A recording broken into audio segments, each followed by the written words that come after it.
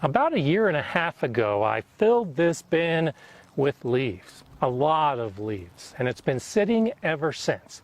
Now it's time to dig inside and find the black gold that's hidden. Join me today as I share with you how I harvest my leaf mold.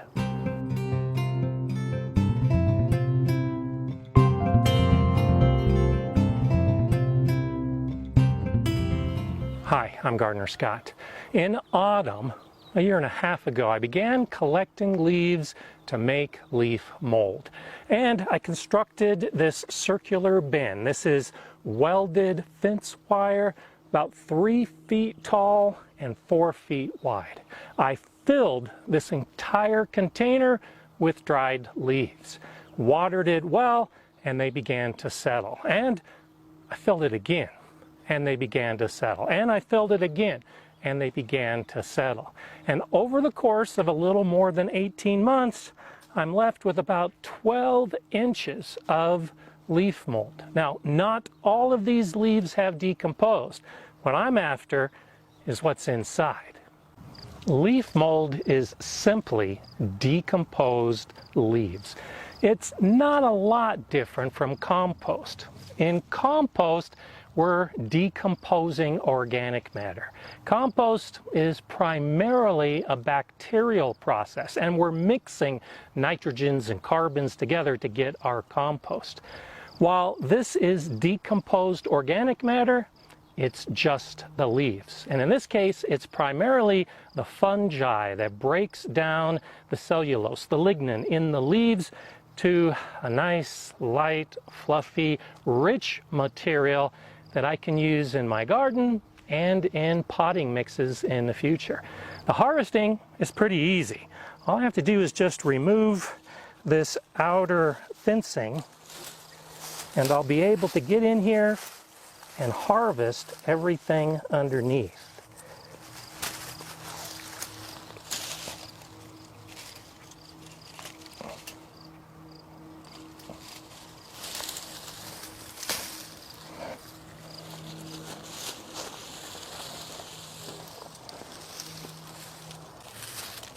The upper leaves and the outer layer of leaves are pretty dry. I live in an area with very low humidity, but inside the leaves have broken down almost entirely the deeper we get.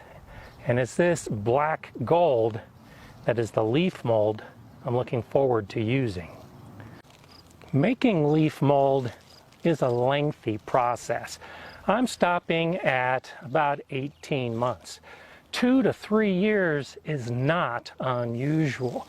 Now, I could have hastened the process by adding nitrogen to this pile, by adding urine or chicken manure or even a nitrogen fertilizer, but I wanted to do this completely naturally. All this pile has been exposed to is the weather, and me occasionally watering it to keep it moist for the entire time. It froze in winter because I get pretty cold winters, but once it started thawing out again in spring, the decomposition returned, and now I'm ready to use it.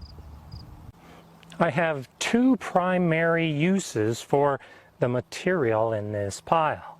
First, I'll harvest this upper dry layer along with some decomposed leaves, and the outer layer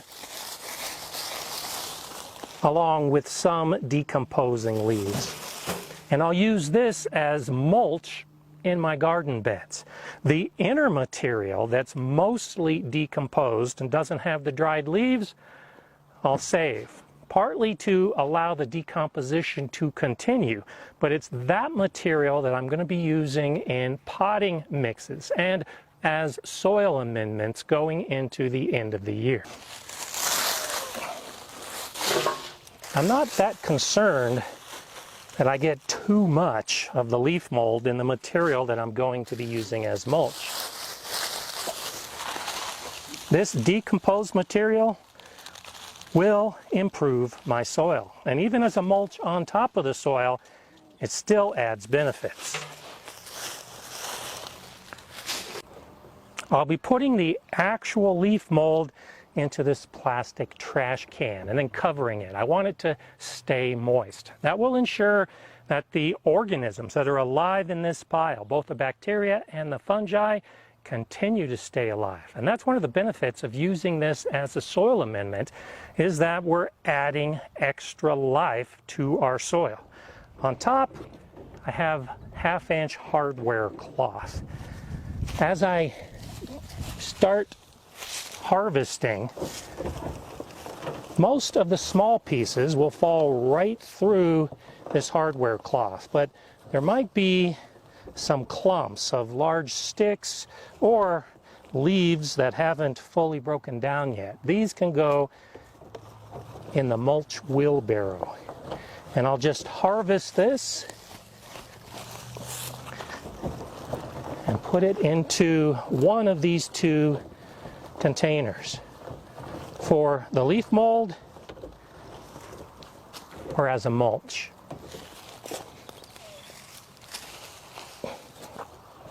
The leaf mold from the inside of the pile has broken down the most. There's still a few larger pieces, but that's why I'm straining it through this hardware cloth so that I have smaller, relatively even-sized particles. Occasionally, I'll come across some sticks that got mixed in. If this pile were allowed to stay in place for 2 or 3 years, even these sticks would have broken down. Now, I'm not in a hurry as I harvest this wonderful leaf mold. After all, it's been here for 1.5 years. If this takes a few extra minutes, I'm okay with that. If I were just using this as a mulch or a soil amendment, I could go ahead and scoop it with a shovel into this same container or into bags, or use a garden fork for that process. But for this pile, I really want to try to sift out these smaller particles so that I could use them in future potting mixes. It all comes down to why you're making the leaf mold and how you're planning on using the leaf mold, and after 1.5 years or 2 or 3 years, how much time you want to spend to harvest the final result.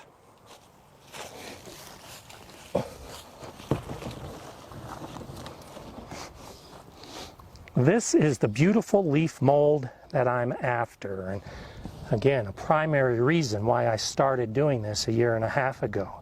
This is the material that I can use in potting soil and as a very good soil amendment. It's reported that leaf mold can retain 500% of its weight in water. This is a great way to improve the water retention of potting mixes in pots and container gardening in particular. And leaf mold is packed with nutrients. Trees bring up the minerals and other nutrients from the soil and send it out to the leaves. Well, as these break down, many of those nutrients remain. And while compost has a lot of wonderful nutrients, mineral count tends to be higher in leaf mold. So in soil that has both leaf mold and compost, you really get the best of both worlds. And this can be a great alternative for peat moss or cocoa coir, both that have limitations and both that are neutral as far as the nutrients are concerned. Making leaf mold really gives you an opportunity to make a product that you don't have to buy and that is completely sustainable. If you have access to a lot of leaves in autumn, well, then make leaf mold. Now, it does take a long time, but there's almost no effort to it at all. And even though it could be 2 years before you harvest, well, if you make a pile every single year, after that 2-year point, you'll be harvesting every single year, and you'll be able to use leaf mold throughout your garden and in your containers and pots. I'll continue harvesting this bile and using the material, and you can expect to see how I do that in future videos. And if you haven't seen the video on how I make the leaf mold, well then go ahead and watch it now. I'm Gardener Scott. Enjoy gardening.